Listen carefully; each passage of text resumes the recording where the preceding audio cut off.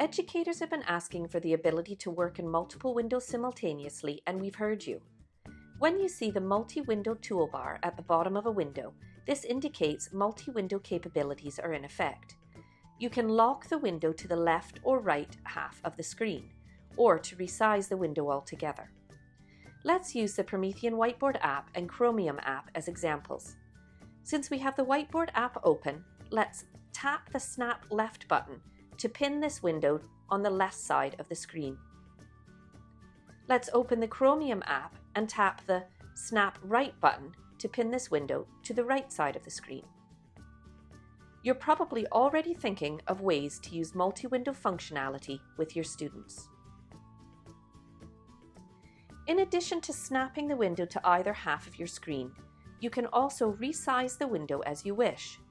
To access the sizing handle, press and hold the grey multi-window toolbar, then drag up and release.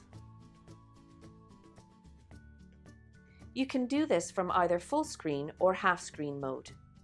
Use the sizing handle on the bottom right corner to resize the window to best meet your needs.